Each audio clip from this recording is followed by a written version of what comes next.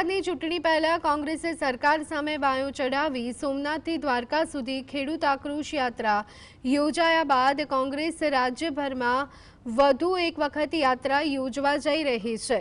રાજ્યભરમાં જન આક્રોશ યોજવાની જાહેરાત કરી છે।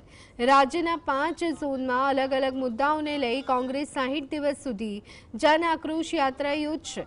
આગામી 21 નવેમ્બરના વાવ થરાદથી યાત્રાની શરૂઆત થશે।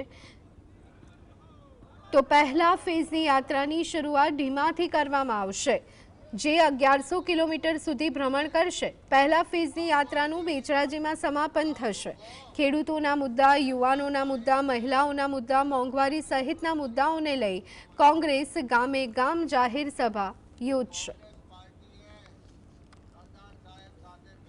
એને વાચા આપવા માટે પ્રદેશ કોંગ્રેસ સમિતિ દ્વારા સમગ્ર ગુજરાતમાં જન આક્રોશ યાત્રાની શરૂઆત કરવાનું નક્કી કરવામાં આવ્યું છે।